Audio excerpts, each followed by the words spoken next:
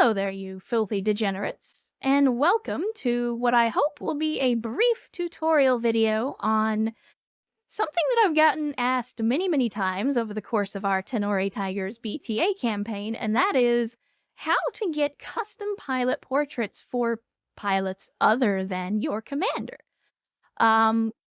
It's not terribly difficult, but you do need a little bit of technical know-how, and you will need a few programs, so I'm going to show you guys how to do that. Now, the method that I'm going to show you here, I have found to be 100% effective and works every time. With that being said, I'm sure that someone in the comments will come along to say, actually, if you do it this way or that way, it will work so much better. I don't care. This is my method, and I know that it works. Feel free to follow it, and if you don't like this method, then by all means, go ahead and create your own video and show us all how much better at photo editing you are than I am. But without further ado, let's get into the tutorial itself. And before we get started, there are a few things that you're going to need. Again, this method will work guaranteed, as in I have tested it and it works, on the vanilla version of Battletech with an asterisk. I've also used it on BTA and it works. I've also used it on Roguetech and it works. So if you have one of those three versions of the game, this method should be foolproof. Now, the asterisk on the vanilla version of the game is that the one thing you're going to need no matter what you do is the Commander Portrait Loader, which you can get from the Nexus. Now this, as it says on the 10, allows you to load custom PNGs as a commander avatar during your character creation in Battletech. You're probably wondering why you need this mod in order to make the portraits function. The answer is simple. We're using the commander portrait functionality in order to get the photos that we're using loaded into the game. So if you're using the vanilla version of Battletech, you will have to have this mod installed. However, if you have BTA or Roguetech installed, the Commander Portrait Loader comes with those mod packs by default, and you do not need to install it separately. The other thing that we're going to need from the Nexus is going to be the Battletech Save Editor. Again, hasn't been updated in quite some time, but that's okay. Not all of the functionality in the Save Editor works anymore, especially with BTA and Roguetech, but for what we're going to do, it'll work just fine. So we'll download this, make sure that it's on your computer somewhere, and we'll get to this here shortly. And the last thing you're going to need is going to be an image of whatever it is that you're planning on using. A photo, a picture of your favorite anime waifu, a picture of yourself if you're crazy enough to put yourself in the game. Whatever it is that you're going to use for a pilot portrait, you need that image as well. I recommend having it in a PNG format. We'll get to that in a little bit about where the different formats come in and why they matter. But by default, you need a couple of things from your image. Number one, it needs to be a format that supports transparency. That's why I recommend PNG. However, you can use TGA, you can use DDS. As a matter of fact, Battletech uses DDS format by default. As long as the image format supports transparency, you're golden. The other thing that you need from your image is it needs to be a 1-to-1 ratio image. That is, the width and the height of the image need to be the same number of pixels, regardless of what that actually is. It doesn't matter if it's a 64 by 64 or a 6400 by 6400 image. I don't recommend using 8K images for performance reasons, but I have found by and large 256 or 512 resolution images are best in terms of quality to performance ratio within the game. Now the next step is where we're going to start getting into the guts of the game or the guts of the mod and actually updating and modifying some files. So we're going to go to our Battletech directory. In this case, for me, it's a Steam directory, but either way, if you have, for example, the GOG version of the game, or you've gotten it from some other method, you still need to get into wherever your Battletech directory is. Again, I'm showing you Steam because that's the version of the game that I have. Now within this, I also have BTA already installed in my Battletech directory. So I'm going to show you how to do this for BTA, but the method is roughly similar if you're playing vanilla or Roguetech. Now, once we're in the Battletech directory, we need to go to the mods folder, and this is going to show us all of the mods for BTA or alternately Roguetech. If you have just the vanilla game installed and you've installed the Commander Portrait Loader, you should still have the mods folder and you should still be going to this directory. So if you just have the Commander Loader, then you're only going to see that here, but obviously we have a lot more extra things installed because of BTA. I'm going to scroll down until we find the Commander Portrait Loader. It's in here somewhere. There we go, Commander Portrait Loader, and we're going to go in here. Now this is the base directory for the mod. We need to then go into Portraits. In order to ensure maximum compatibility, and in order to ensure that any images that you add are save-proof, what we're going to do is copy one of these existing images and make a duplicate of it. So let's take good old Commander Riker, and I'm just going to copy and paste. And it's now created an extra copy of Commander Riker. Now again, I'm going to modify this directly. If you already have your image, then this is the part where you're going to need your DDS compatible or your transparency compatible image editor. In this case, I'm using paint.net. So I'm going to open this up, and here's our Commander portrait for Commander Riker. Now, you'll notice the photo is upside down. That's because this is a DDS version of the file. If you're using PNG or PNG, you don't need the photo to be upside down. In fact, if you're using a PNG and it's upside down, your portrait is going to show up upside down. This has to do with the metadata that gets used in DDS images. So again, depending on how and what you're editing, you may need your portrait to be upside down. It doesn't really matter.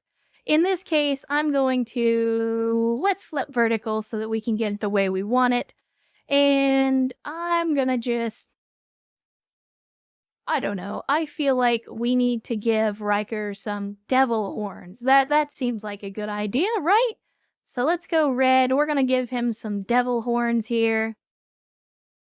And he's already got the goatee, but we're gonna give him the longer goatee. I also want to give him the red eyes, because of course, Riker is evil. We all know this. So there we go. We have now created our custom image. In this case, because it's a DDS, we need to flip it back over. If this is a PNG, you don't need to do that. Actually, just for fun. Just for fun. Let's go ahead and fill this in, right? Now, at this point, because we're modifying a copy, all you need to do is just save. It's going to pop up with the metadata options. I'm just going to click OK because paint.net will preserve all the metadata. If you're doing this with another program, you may need to adjust things, but ultimately we just need an image that works as it's intended to work in Battletech.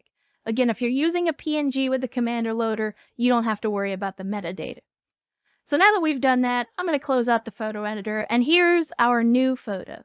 This is our new pilot portrait for Commander Riker, and we want to rename this. It doesn't matter.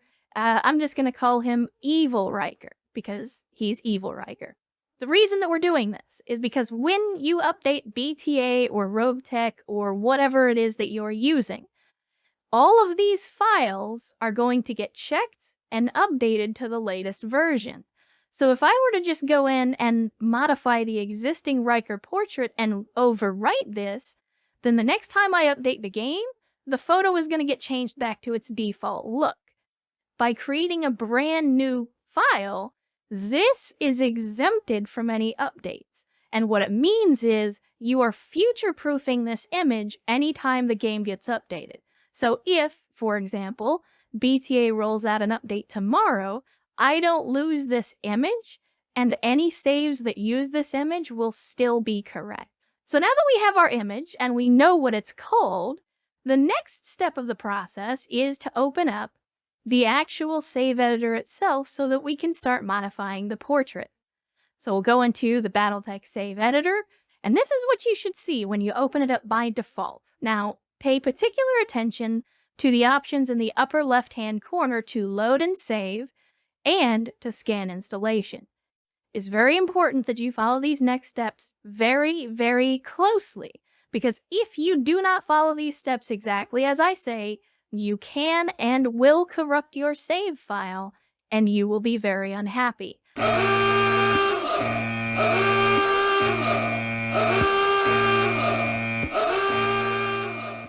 You will not be able to get that save file back if you corrupt it, so pay very close attention. By default, you cannot save and you cannot scan. You will need to load a save before you do any of those things. So that's exactly what we're going to do. I'm going to load a save, and in this case, I already have the default directory opened up for my saves. This is going to be different depending on your installation location and depending on how many different versions of the game you have running. These are all of the saves that I have currently in my BTA directory. I have a lot of them. But I'm going to open up the most recent one. Again, this will not take very long. Usually only takes about 2 seconds. And once we hit OK, you're going to see some information pop up. Now this is the point where, again, I'm sure some folks in the comments are going to be pointing out, actually, you can use the save editor to cheat, therefore you are the worst Battletech player of all time. Again, I don't care.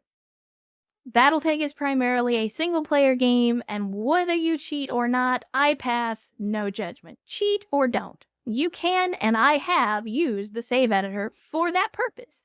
I don't recommend it because cheating tends to ruin the fun of the game. It ruins some of the struggle. However, that's not what this tutorial is about. We only need the save editor's editing functions in order to update a portrait. So, whether you choose to use the save editor to cheat or not is entirely at your discretion. I will point out, however, that especially with BTA and especially with Roguetech, not all of the functions in the save editor work correctly. So modify things at your own risk.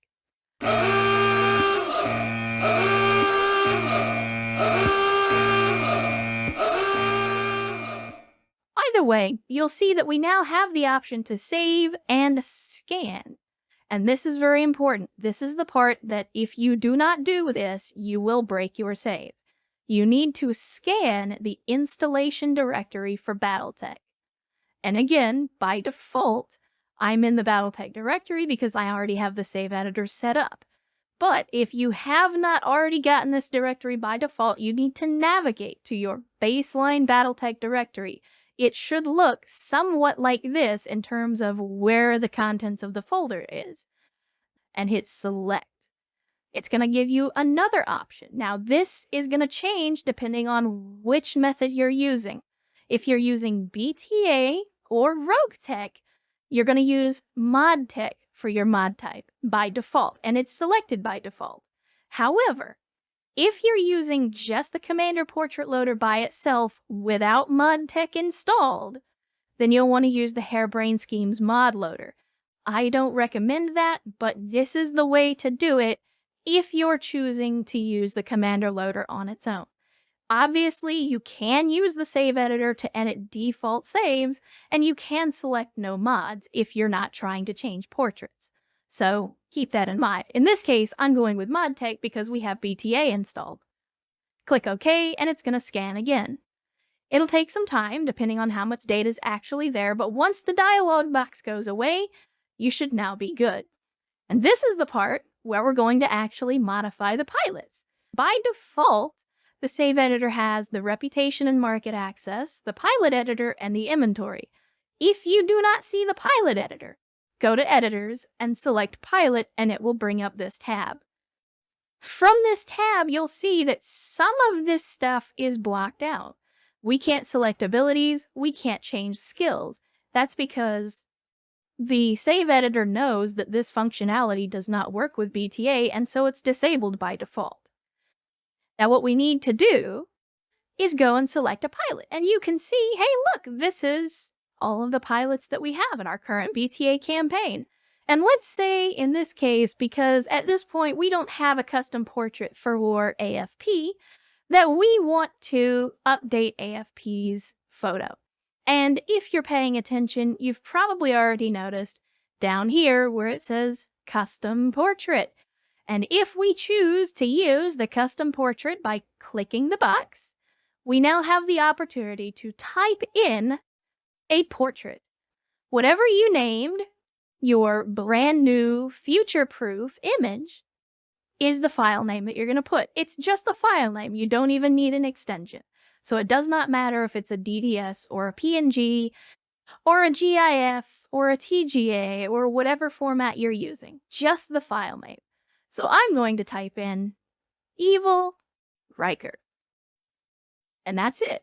That's all you have to do. At this point, we're going to save. Now, it's going to ask you where you want to save, and it's going to ask you what you want to save as. Again, this step is very important, and if you do it wrong, you're going to ruin your save.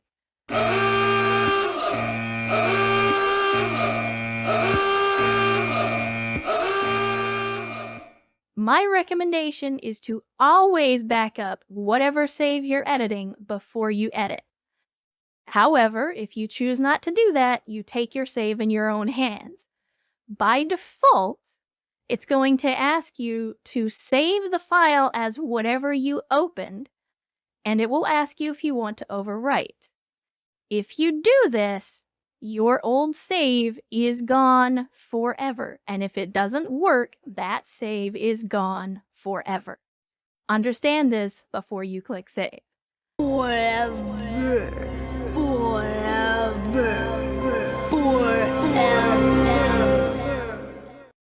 Now, if you want to save it as something different, that's fine. The only problem is these hash codes that are used in the save are recognized by the game.